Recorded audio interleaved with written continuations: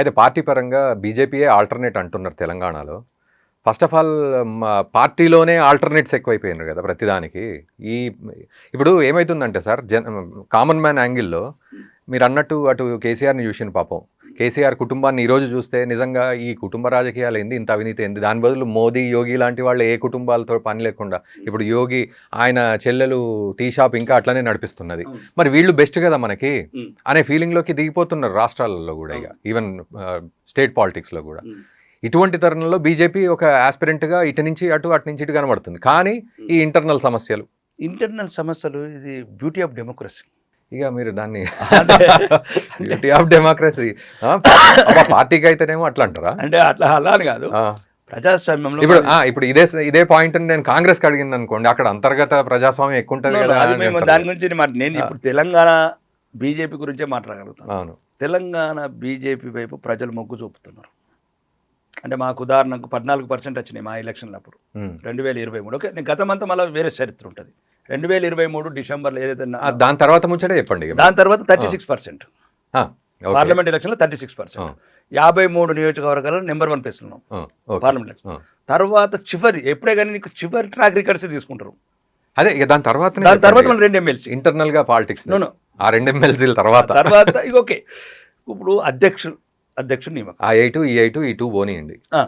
Okay, ఆ 8 పోయిన తర్వాత ఇంకా పార్టీ అధ్యక్షుని ఎన్నుకున్నమే సుమారు 1 month 2 months అయింది. కన్ఫ్యూజన్ అనేది ప్రతి పార్టీలో ఉంటుంది. అది ఒకటి. ఇప్పుడు ఈటెల రాజేందర్ గారికి ఇక నువ్వు రెడీ అయిపో అనే మెసేజ్ కూడా వచ్చినట్టున్నది పాపం. ఇప్పుడు మెసేజ్లు వచ్చినట్టు మీరు చూడలేదు, నేను చూడలేదు. చూడలే, అందుకే నేను భారతీయ జనతా పట్ల మెసేజ్లు ఇయ్యరు, చెప్పేది చేసేది చెప్పరు. అర్థమైందా? చెప్పేది చేసేది మాత్రం చెప్పరు. ఇదంతా కొద్దిగా సంఘ్ బ్యాక్గ్రౌండ్, కొద్దిగా భారతీయ విలువలు, ఇది ఒక డిఫరెంట్ ఉంటుంది పార్టీలో. అంటే నేను కొత్తగానే వచ్చాను కాబట్టి నేను కొత్తగా దీంట్లో నచ్చాను. ఇంకా వేరే స్కూల్కి వెళ్ళలేదు, నేను స్కూల్కి రాలేదు కాబట్టి నేను చెప్తున్నా ఇలా కొన్ని పద్ధతులు పాటిస్తారు. అయితే ఆ పద్ధతులు పాటించేటప్పుడు కొద్దిగా అందరికి ఆమోదయోగ్యం కూడా చూస్తారు, లేదు నాన్ కాంట్రవర్సన్ చూస్తారు. నేను అనుకుంటున్నాను. ఓకే ఓకే, మీరు అనుకున్నాడు కాదు, మీరు కరెక్ట్గా చెప్పండి. నేను అనుకుంటా జనరల్గా నాన్ కాంట్రవర్సీ అనే చూశారు ఈ టైంలో. ఎందుకంటే ఒక వ్యక్తి పూజ ఎక్కువైంది తెలంగాణలో. ఇది పార్టీకి మంచిది కాదు. ఫస్ట్ పాయింట్, మంచి విషయం ఇదైతే. ఎందుకంటే అది భారతీయ జనతా పార్టీకి పొసగదు.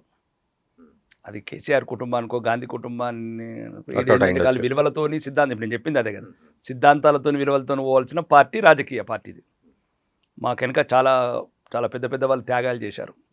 వేరే పార్టీలకు చేసినో లేరో కానీ బీజేపీకి మాత్రం చెప్తున్నాను, కార్యకర్తలు ఈరోజు మేము ఏదని ఈ చైర్లో ఉండి మాట్లాడుతున్నామంటే కార్యకర్తల రక్తం అలా చెమట చుక్కలు. కార్యకర్తలు కూడా కాదు, కమర్షియల్ కార్యకర్తలు కాదు వీళ్ళు, నిఖాసైన కార్యకర్తలు. ఇంట్లో తిండికి లేకున్నా కానీ ఎటువంటి అత్యాశకు పోకుండా, ₹1 అడగకుండా, వాడి ఇంట్లో కారం బువ్వ తినుకుంటా మమ్మల్ని గెలిపిస్తున్నారు. ఒక్కోసారి నాకు ఈరోజు కొద్దిగా ఇబ్బందికరమే కావచ్చు, తెలంగాణ వ్యాప్తంగా తిరిగాను కాబట్టి. మేము ఎన్నొద్దుల రుణం తీర్చుకోవాలా? 40 సంవత్సరాల నుంచి సీటు రాదని తెలుసు, కమలం పుయ్యదని తెలుసు, అయినా కానీ గ్రామాలల్లో ఒక 2-3 ఉంటారు, జై శ్రీరామ్ అంటారు. అంటే వాళ్ళ త్యాగాలను మేము దుర్వినియోగం చేస్తాం ఏమనిపిస్తుంది అప్పుడప్పుడు, భయం వేస్తుంటుంది మీకు. అంటే బాధ అనిపిస్తుంది. ఎక్కడైతే రూట్ లెవెల్లో, గ్రౌండ్ లెవెల్లో వాళ్ళ పేదరికాన్ని, వాళ్ళ దేశం మీద ఉన్న అభిమానాన్ని, ధర్మం మీద ఉన్న అభిమానాన్ని మనం ముందుకు తీసుకెళ్ళలేకపోతున్నామేమో, అన్నీ తెలిసి అన్నీ ఉండి. అంటే ఎప్పుడన్నా బాధ అనిపించిందా సార్ అట్లా? అంటే మనం చాలా బాధ అనిపించింది. ఎందుకంటే ఇంత నరేంద్ర మోడీ గాలిలో కూడా మేము ఖమ్మంలో ఎందుకు ఓడిపోతున్నాం 5,50,000 ఓట్లతో? అంటే మీ మనసుకు ఎట్లా అనిపిస్తుంది? అంటే అది గాయమే. ఎందుకంటే నేను చూస్తున్నాను కదా, చాలామంది కార్యకర్తలు, ఇప్పుడు మా దగ్గర ఒక ఆయన ఉంటాడు పాపం, పంటరంగా ఆయన, చిన్న కార్యకర్తలు, దర్జీ, ఇలా పెద్ద ఈ కమర్షియల్ పార్టీలన్నా ఈ రెడ్డీసు, రావుసు, ఈ మిగతా కులస్తులు ఉంటారు. ఎందుకంటే ఏ పార్టీ ఉంటే ఆ పార్టీలో అధికారంలో ఉంటాడు, అదేదో ఫైరవ్లు చేసుకుంటారు, కాంట్రాక్ట్లు చేసుకుంటారు, సర్పంచ్, ఎంపీ, వీళ్ళకి ఏముండదు, దేశం ధర్మం. కానీ వాళ్ళ ఆశలను వమ్ము చేస్తున్నామేమో. ఒకటి, రాను వ్యక్తి పూజ పెరిగింది తెలంగాణలో. ఒకడు రాకేష్ రెడ్డి జిందాబాద్ నోడు, ఒకడు ఆరెడ్డి జిందాబాద్, ఇట్లా ఇది కొద్దిగా అవరోధం వచ్చిందేమో అనిపిస్తుంది నాకు. దీన్ని గమనించే కేంద్ర పార్టీ ఇప్పుడు దీన్ని సెటిలైట్ చేసేందుకు అందరికీ ఆమోదయోగ్యం అంటే పార్టీ నుంచి ముందు 1974 నుంచి ఏబీవీపీ, తర్వాత బీజేపీ, తర్వాత ఈ అన్ని వింగులలో పనిచేసిన రామచంద్రరావు గారు ఒక మేధావి వర్గము. రెండోది అన్ని రకాలుగా ఎమ్మెల్సీగా అనుభవం ఉంది. ఒక 30-40-50 సంవత్సరాలు తన కెరీర్ని కోల్పోయి పార్టీకి అంటే ఒకే పక్కన పెడుతుంటే అతన్ని ఆ రకంగా తీసుకున్నారని నేను భావించాను. కానీ తర్వాత ఏం జరిగింది? మళ్ళీ ఈ లోపల పంచాయతీలు సెటిల్ అయినాయా? లోపల పంచాయతీలు అంటే కొందరు పెద్దవాళ్లకు ఇవన్నీ గమనించాలా. ఎవరైతే ఇప్పుడు పంచాయతీలు పెట్టుకునే వాళ్ళు ఈ కార్యకర్తల రక్తం చుక్కల మీద మనం పదవి అనుభవిస్తాం అనేది వాళ్ళు ఆలోచించాలి. మాట్లాడే ముందు బహిరంగంగా అంటే ఏ పదవి రాలేదా? బహిరంగంగా మాట్లాడే ఏ నాయకుడైనా, బహిరంగంగా మాట్లాడే ఎంత పెద్ద నాయకుడైనా మన విజయం వెనుక సామాన్య కార్యకర్తలు, అమాయక హిందూ బిడ్డలు అవమానాల పాలవుతున్నారు. అడుగడుగున గుళ్ళు గోలుతున్నాయి, అడుగడుగున లవ్ జిహాదులు అవుతున్నాయి, ల్యాండ్ జిహాదులు అవుతున్నాయి. అవి ఓకే సార్, ఇవన్నీ అడ్రస్ చేస్తారు. ఇప్పుడు ధర్మపుర అరవింద్ గారు ఉన్నారు, ఆయన ఆస్పిరెంటే. రఘునందన్ రావు గారు ఉన్నారు, నాకు ఇస్తే చేస్తా అన్నట్టే ఉన్నారు, ఆయన బయట పడరు తొందరగా. తర్వాత ఇప్పుడు ఈటెల రాజేందర్ గారు, బండి సంజయ్ గారు, తర్వాత డీకే అరుణ గారి పేరు కూడా వినబడ్డది. ఈలోపు రాజాసింగ్ గారి పేరు కూడా మధ్యలో వచ్చింది కొద్దిసేపు. ఆయన పాపం ఆయన అంతా చేసిండు కదా అని చెప్పి. ఇప్పుడు వీళ్ళంతా ఆస్పిరెంట్స్ కింద నేను ఆలోచించినప్పుడు సార్ తప్పేముంది? అవును, అందరూ ఇప్పుడు మన ఒకటే ఉన్నది కదా. అవును సార్, తప్పేముందని నేను అంటున్నా. తప్పేముందని నేను కూడా అంటున్నాను. పార్టీ అధ్యక్షుడు ఒకటే పోస్ట్ ఉంది కదా అని నేను అంటున్నాను. ఓకే, కానీ ఆస్పిరెంట్స్ చాలా మంది ఉన్నారు కదా వీళ్ళు. అవును, వీళ్ళు అసంతృప్తికి పోయి ఒకళ్ళు కాలు గుంజిండ్రు అనుకోండి, ఇప్పుడు ఏంది పరిస్థితి? రాజకీయాలు అంటేనే కదా కాలు గుంజుకున్నట్టు చేతులు గుంజుకు. ఇప్పుడు ఈటెల రాజేందర్ గారి కాలు ఇంకొక ఆయన గుంజిండు, ఇప్పుడు రామచంద్రరావు గారు ఎందుకు వచ్చిండా అని ఇంకొక ఆయన అటు గుంజుతున్నాడు. ఇట్లాంటివన్నీ కానీ నేను అదే చెప్తున్నాను, మళ్ళీ మీ ద్వారా చెప్పేది అది. సీనియర్ అనుకున్న రాజకీయ నాయకులు దయచేసి మీ వ్యక్తిగత స్వార్థానికి పోకుండా, వ్యక్తిగత కోరికలకు పోకుండా, కార్యకర్తల చెమట చుక్కలు కన్నీళ్లు చూడండి. నేను మీ ఆంధ్రప్రభ ద్వారా వేదిక ద్వారా చెప్తున్నా, సీనియర్ రాజకీయ నాయకులు అనుకుంటున్న మీ అందరికీ, రాజకీయ అనుభవం ఉన్న అనుకుంటున్న మీ అందరికీ, ఏదైతే మీరు ఇప్పుడు ఇవన్నీ మాట్లాడుతున్నారో, దయచేసి మీ వ్యక్తిగత ఎజెండాని పక్కన పెట్టండి. మీ వ్యక్తిగత ఎజెండాని పక్కన పెట్టండి. మీకు భవిష్యత్తులో ఏమేమి కావాలన్నది ఇప్పుడు ఇవన్నీ పక్కన పెట్టండి.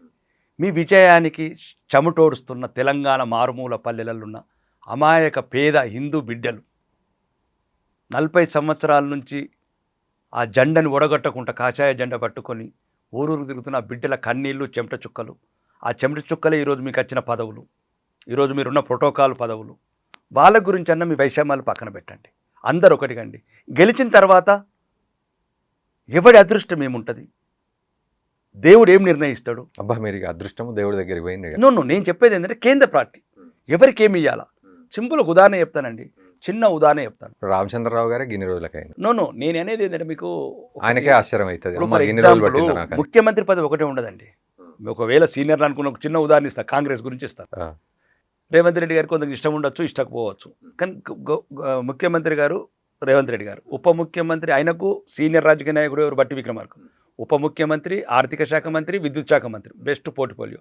తర్వాత ఉత్తమ్ కుమార్ రెడ్డి, మేజర్ ఇరిగేషన్, అంటే సీనియర్ రాజకీయ చెప్తున్నా. Komatireddy Venkata Reddy R&B, and senior Jupally Krishna Rao garu tourism, ఈ ఎక్సైజు. రెండోది ఇంకెవరు అంటే మొత్తం చెప్తున్నా సీనియర్ రాజకీయ. ఇప్పుడు ఆయన పేరేంది, దామోదర్ రాజనరసింహ గారికి హెల్త్, సీతక్క గారికి పంచాయతీరాజు. సో ఇవన్నీ ఉన్నాయి కదా, ఇవన్నీ ఉన్నాయి కదా, ప్రజలకు సేవ చేయడానికి ఉన్నాయి కదా. ఎవడు ఆ ఒక్కటి ఎవరికి ఫలమంతో వాడు వేసుకుంటాడు. ఇప్పుడు మామూలు రాజస్థాన్లో, మధ్యప్రదేశ్ సామాన్యులు అయినరు, రేపు దీంట్లో కూడా సామాన్యులు అవుతారు. మీరు ఏదేదో కోరుకుంటారు మీకు కాకపోవచ్చు. సరే, ఇప్పుడు మీరు అన్నారు అదే కరెక్టే. అంటే వీళ్ళందరూ ఒక్కటి ఉంటే ఇప్పుడు మీరు అన్ని అపోవాలని తొలగిపోతాయి. వీళ్ళంతా యోధులు మీరు చెప్పిన వాళ్ళు.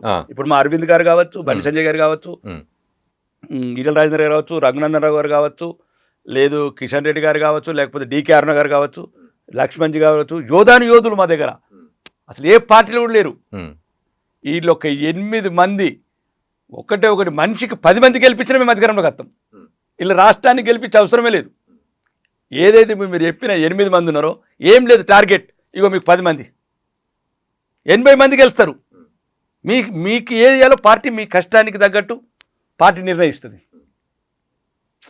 చూస్తున్నది మీ శ్రమ, మీరు ఏ శ్రమ పడ్డారు. ఇప్పుడు మనం పని చేస్తాం, ఇప్పుడు ఒక కంపెనీ పెడతాం, ఒక సాఫ్ట్వేర్, ఒక డెవలప్మెంట్ మేనేజర్ని పెడతాం, ఒక సేల్స్ మేనేజర్ని పెడతాం. వాడు సేల్స్ని పెడితే ప్రమోషన్ ఉంటుంది, వాడికి ఇన్సెంటివ్ ఉంటాయి. అది పార్టీ పై నుంచి చూస్తుంటుంది. మీరు ఫస్ట్ మంచికి 10 మందిని గెలిపించడానికి ప్రయత్నం చేయండి.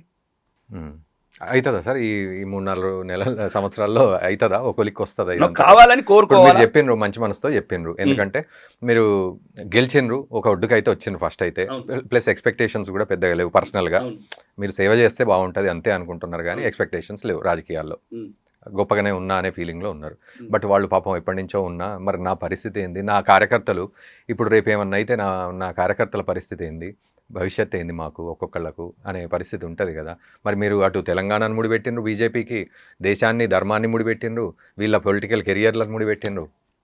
ఇప్పుడు కష్టము అందరూ చేస్తారండి. ఇప్పుడు ఆర్మూర్ ఉంది, మాల్జాపూర్ శ్రీనివాస గారు అని సీనియర్ అవును, నాయకుడు అవును. ముందు నుంచి బీజేపీ నుంచి. ఎప్పటి నుంచో ఉన్నారు పాపం, మొన్న టికెట్ కూడా. బద్దం లింగారెడ్డి గారు, పెద్దోళ్ళ గంగారెడ్డి గారు, భూపతి రెడ్డి సారు,